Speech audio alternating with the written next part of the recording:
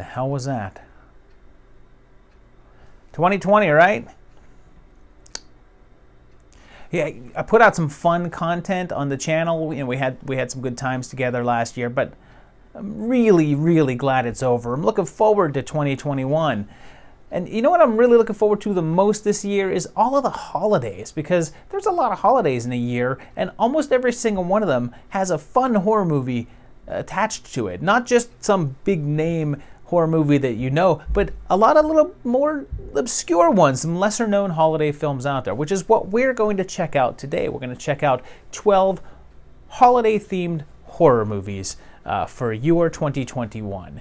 And I have actually a sponsor for this special video with Don Francisco's Coffee. They're helping me get through this morning, and they can help you get through this year with a free 3-month subscription to their coffee club. And check out the end of the video to find out how you can win.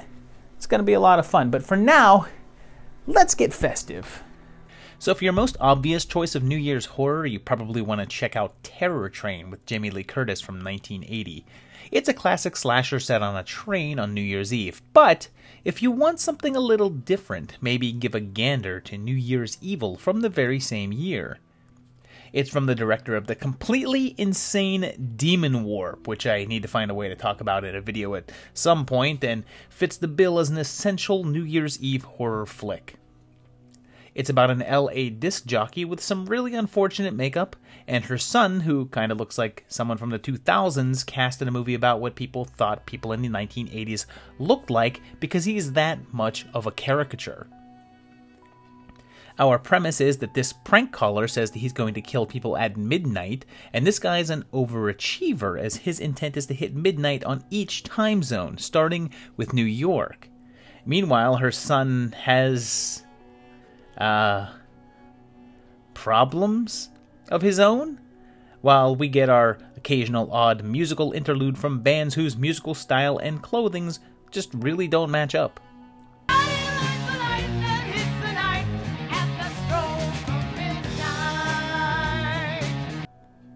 There's a point in this movie where the killer can't get into the location where the party is, so he has to kill a cop to get in, which doesn't really make any sense once they reveal the twist of the killer's identity, which I guess I won't do here in case you want to watch it.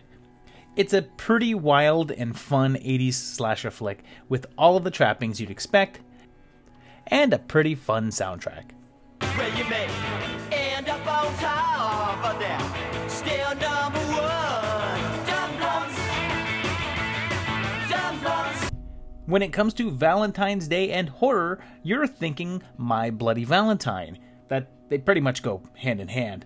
But if you have two hands, then maybe it's time to check out 2001's Valentine, from the director of the earlier Urban Legend, and released as the post-Scream slasher craze was already kinda quieting up. This is actually more of a throw-up to the traditional killer flicks of the 80s than the meta trend that was all the rage at the time.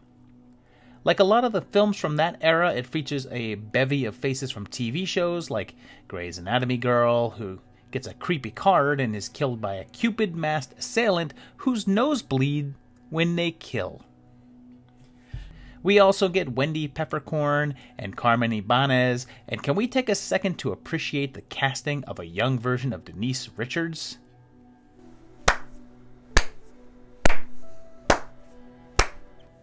Angel is here as well, and more evil cards show up, and the main suspect appears to be the young, geeky dude from the intro, and we get a ton of red herrings thrown at us as the killer bumps off the girls that turned him down at that dance. So, let me get this straight.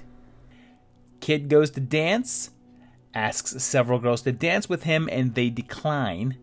One says yes, but they're interrupted by hooligans who then strip him, humiliate him, and beat him up. But that kid, he's gonna go after the girls because they're the ones that ruined his life.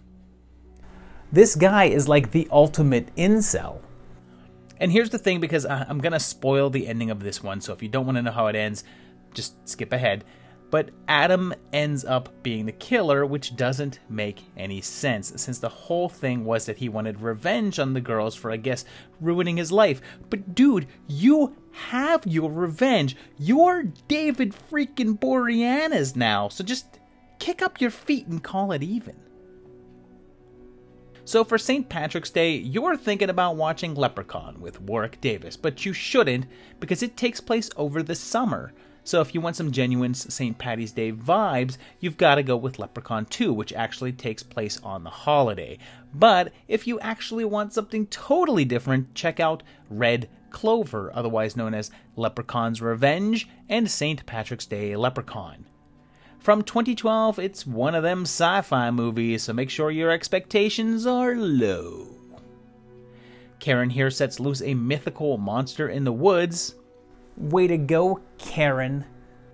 The demon knight is here, but is he the knight, or was he the demon? I don't remember. This lep isn't short, but still wants gold and is willing to kill for it, and the leprechaun itself is actually a pretty cool practical effect. Problem is, though, that overall the movie's a little on the dull side, and when I say a little, I mean a lot. Not a lot happens for a very long time, and most of it has the general energy of that Leprechaun remake. In fact, it has more in common with that film than the standard Leprechaun series, with its dry and boring storyline, its charmless creature, and mediocre acting. Although I will say that the Zane and the Knots Landing guy at least kinda try, and even though the creature looks a little rubbery at times, it's a decent design and always nice to see a practical suit, and it takes some odd turns later on, like the tragic story of how the main girl lost her mother in a Black Friday stampede when they were trying to buy her a Wii, which I can't tell if it's supposed to be funny or not. If you're hard up for some leppy action, I guess give it a try, but it's definitely no pot of gold. Look, when it comes to April Fool's Day, you're probably gonna watch the movie just called April Fool's Day, as long as it's not the remake. But if you've seen that movie too many times, maybe check out this same year's Killer Party, because this movie's pretty crazy. It starts with a funeral home mishap that's just a movie that these kids are watching, but they're attacked by zombies, but that's just a music video? We're 10 minutes into this movie, I have no idea what's going on, but I kinda love it. So the plot kicks in, and it's three girls who want to pledge a sorority at one of those colleges that only existed in the world of 80s movies, and Paul Bartel pops up, as does the guy who stole Pee-wee's bike. And the girls get in the sorority, and then it flashes ahead to spring to April Fool's Day. Now, I'm not sure when Hell Week is usually. I mean, I figured it would probably be at the beginning of a school year, but I don't really know this firsthand and didn't really find any concrete timing, so we either flash forward a little bit or like 6 months or so. The big April Fool's party, which is also a big costume party, starts up and things obviously go awry with some real shenanigans and some fools, but these crossed eyes are real enough. And then soon a deep sea suit guy starts a killing, and it's about time too. I mean, it's fun and all, but man, does it take a while to get going. Is it all a joke? Is it a slasher? Supernatural? Is it April Fool's or Halloween? Well, it may not embody the true spirit of the holiday like the movie that actually uses it for a title, but it's fun and weird and worth a watch.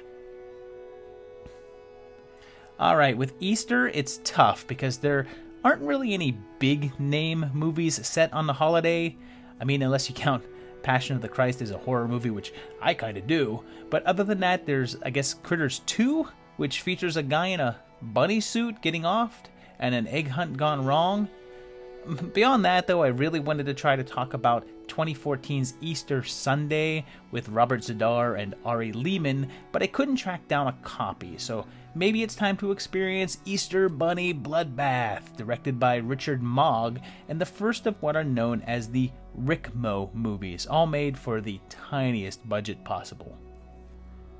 After his sister is killed 20 years ago by an Easter bunny, Pete and his friends go to his old cabin, and this guy raps.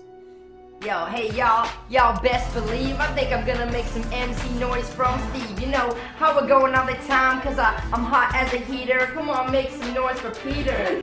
And then tells the true story of the Easter Bunny and how he's evil. And interestingly enough, out of this group of 20-year-olds, Steve here looks and sounds about 13, even though he was 23 at the time, and also, interestingly enough, went on to huge success in voice work. The bunny comes back and starts killing with some really unfortunate CG blood stuff, and make no mistake about this one, it is 100% a backyard movie with Halloween store props and a director probably just using his friends as actors, but surprisingly, they're really not that bad. Usually these type of movies are all unlikable actors playing unlikable characters, but thankfully not here. I mean, it's just overall not that great, but it's amusing enough and Eastery enough, even though you can see that twist at the end coming from a million miles away. May brings us Mother's Day, and like April Fool's Day, there's an iconic horror film with the same name. 1980's Mother's Day is directed by Charles Kaufman, brother of Troma's Lloyd Kaufman, and that's a cult classic. But instead of that, we're going to check out the 2010 remake of the film, directed by Saw veteran and Repo director, plus director of the upcoming Spiral movie, Darren Lynn Bousman. The cast is pretty full with Jamie King, Crossbones, Iceman, Karen Page, and we have a home invasion scenario, and Mama shows up, and it's the hand that rocks a cradle. Her family is a bunch of criminals, and they're a more refined bunch than those from the original, and a little more generic CW kind of villains. And the proceedings are definitely firmly entrenched in the whole torture porn era of the late 2000s, early 10s. It's one of those movies in which you kinda hate pretty much everyone by the time that you get to the ending, and I'll admit that this is definitely not my brand of horror, but De Mornay's performance is pretty damn solid and really the only thing worth watching here. Memorial Day is one of those holidays that doesn't have a lot attached to it. No bunnies, no trees or jack-o'-lanterns, no fireworks, and because of that, there's not a lot to attach a horror movie to, because scaring people and honoring fallen soldiers aren't two concepts that work well in the sense that horror fans want it to. Because of that, there really aren't any extremely notable genre flicks to make the holiday, unless you want to count 1999's Memorial Day Killer from director Christopher Allender, who has most of his credits from various Muppets projects of all things. This one has the usual setup: a bunch of collegey looking kids, most of them straight out of a late 90s cliche book, and they head up to a cabin for Memorial Day weekend to Memorial Lake Campground for extra memorial goodness. So 3 years ago, one of their friends died there, and this is the group's big return, and oh lord, look at these jeans. This is the Limp Bizkit era for sure. I mean, this is like the Jingo generation.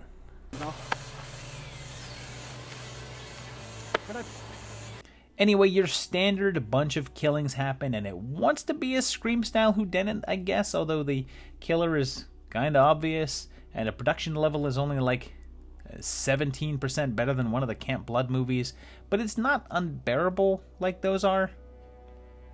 The killer wears this silly papier-mâché mask and has a voice changer that seems to work, even with no mechanics to aid it. And there's some really wacky twists at the ending, and possibly the worst ever ending theme song? We shouldn't have killed that retarded boy last summer. Her dead retarded brother's gonna take revenge. I take it back. It's actually pretty hilarious. And hey, it's almost summer now, so it's time for Father's Day. And there's not a ton of Father's Day choices, but there is that Creepshow segment, or The Stepfather 3, or even the Keanu Reeves thriller Knock Knock, but my choice will always be Father's Day. I talked about this movie before back in my list of obscure horror comedies, and I don't want to rehash everything that I said in that one, but it's a movie about a killer who rapes and murders dads, and yes, it's a Troma film. But it's also an Astron 6 film, and if you don't know who they are, then I recommend you check them out because their films are awesome and include things like Man-Borg, and The Void, and The Editor, and the upcoming Psycho Goreman. It's a really bizarre film with an oddball sense of humor, and I admitted it back then, and I'll say it again, that is definitely not for everyone. It feels more trauma than some of the team's later releases, so if you're not a fan of that type of movie, you're probably not going to like this one, but as a father myself, this is my holiday movie of choice. The 4th of July feels like it should be featured in more horror films. All the American iconography and penchant for things blowing up should really translate into some fun themes for fright flicks, but there's actually not as many as you'd think. The most famous of them that I know is I Know What You Did Last Summer, although the holiday isn't really integral to the plot. You could easily change the holiday weekend to Memorial Day and the script doesn't change too much. You can't say that, though, for Uncle Sam from 1996 and William Lustig. I covered this one previously in my Failure to Launch series, but it's the tale of Sam Harper, who is killed overseas in a friendly fire incident. When his body is returned home, though, he's restored to life with a passion for killing the unpatriotic. It takes a while to get going, and Sam eventually dons a Uncle Sam suit to kill in, and there's some pretty fun set pieces and some high-profile talent like Robert Forster, Isaac Hayes, and PJ Soles, and I'll admit that even though it has a script by genre fave Larry Cohen, the story just isn't as sharp as I would hope. There's so much potential for craziness and satire that just kinda never happens, but it's still kinda fun and weird, and it is chock full of July 4th action for your holiday. Poor August and September, they're kind of ignored in terms of holiday horror, but then there's October. There's no shortage of movies set on Halloween.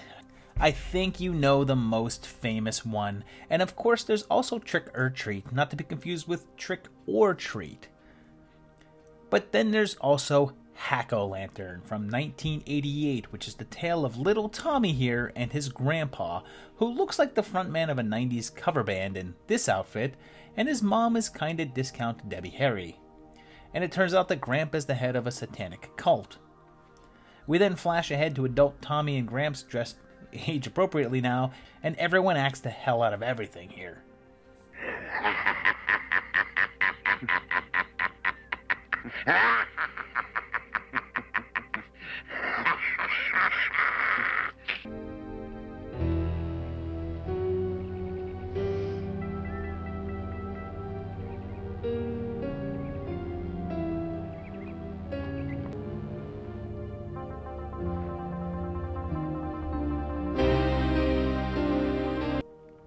And important to note that the director of this film is a Bollywood guy, and everything here is just as over the top as you'd expect from that.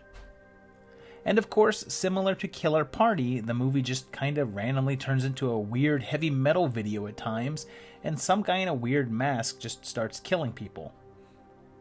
There's a big Halloween party with a stripper, and the movie literally just stops again and becomes a stand-up showcase for this guy, and it's exactly as hilarious as you would expect a stand-up comedian in a really low-budget horror movie would be. You ever been at the wrong place at the wrong time? You know, like a turkey. 3 days before Thanksgiving, in the woods. He's scared. He just got away. He's a pet. He doesn't know what's going on. He looks at the hunters.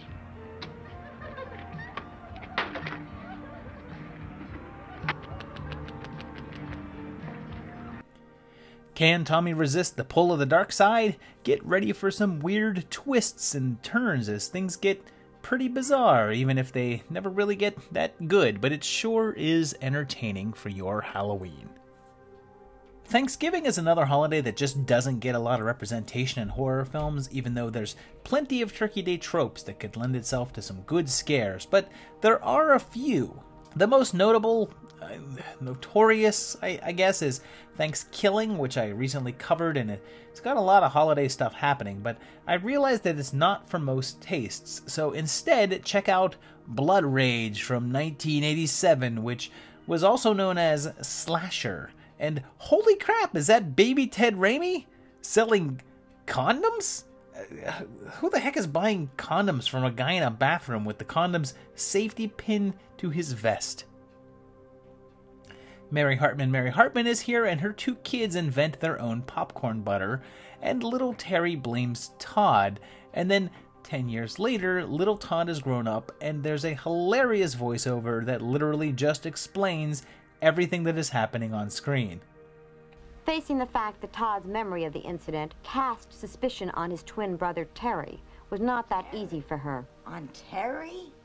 What, are you crazy? Her position on another issue was also somewhat negative. I don't know if they had sound issues or something, but it's really weird. It's like one of those Russian bootlegs where instead of having a dubbing cast, they just have one Russian guy narrate everything, and it is only for this scene. This voiceover does not happen at any other time during the movie. Their initial tension was predictable in light of Todd's breakthrough. So it's Thanksgiving, and the family is together, and Terry goes on a rampage looking to blame Todd, and there's some fun effects. Things escalate, and the body count rises as the twins battle, and I really like some of the more gruesome moments, and it's a pretty fun romp. The Thanksgiving part of it doesn't play that big of a role. It's more of just a background setting, so don't expect any wishbone murders, even though there is some cranberry sauce shoutouts. Quick note that the same actor plays both Terry and Todd, and the wig on the double that they use is hilarious. This is supposed to be the same hair as this. And I don't want to spoil it here, but the ending takes a pretty wild turn that I really wasn't expecting. So as we go into December, it's Christmas time, but I just did a dead last episode about those movies, so let's give some attention to Hanukkah, since no one else in the horror industry wants to. There's a near total absence of horror films set on the holiday or having to do with it in general. I mean, our only option appears to be 2019's Hanukkah, which was one of the last films of Sid Haig, and his state of health is really apparent in the opening of this one. Chainsaw vet Caroline Williams is here too, fully naked in her 60s and looking good. It's 1983 and Sid is killed in the opening for what basically amounts to a cameo, and we bounce ahead 36 years, so this one's set in present day, and the Hanukkah killer is back. And if you're all about the Killjoy films, this is Batty Boop without the makeup. They're filming in some familiar locations and some familiar people. Anyway, our killer targets a bunch of young Jewish, I guess maybe college kids, for violating Judaic laws, and there's dreidels involved, and some interesting wrinkles like the killer not being able to kill on the Sabbath, but overall, the acting is pretty subpar, and the movie just doesn't seem to know what it wants to do.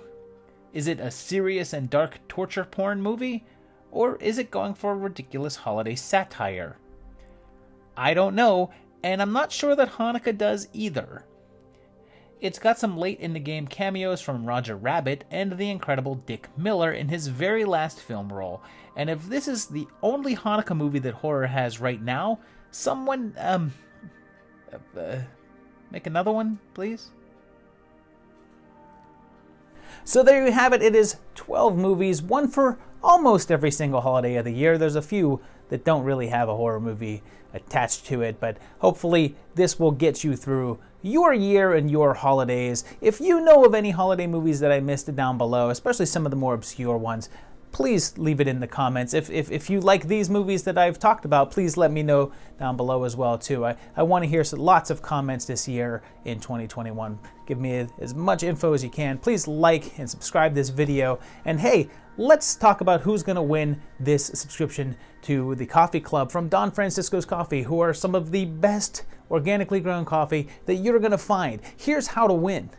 So Don Francisco's Coffee has a brand new coffee club, and you can win a free 3-month subscription. It's going to allow you to choose your favorite roast, brewing method, quantity, and frequency of delivery right to your home or to the home of a loved one. You can have a shared coffee moment even from a distance. In order to win, you're going to follow Don Francisco's on Instagram, and you're going to like their most recent photo. take a screenshot of that and send it to themovietimelinesguy@gmail.com. Now the winner is going to be drawn at random in 1 week's time, so you've got a full week from the release of this video to go ahead and enter. You've got a great chance of winning some delicious, organically grown coffee that is going to save the decade. All right, guys, so go get those entries in. And I want to thank Don Francisco's Coffee for sponsoring this video and for offering a great prize for you guys out there. I want to thank you for watching. I also want to thank my patrons. These guys are amazing and they help sponsor these videos and get more made and keep this channel alive and keep it going through all of the bad times and the good. So thank you guys. I really, really appreciate you. And I appreciate you for watching. And I'll see you very shortly for another great video. Thanks, guys. Bye-bye.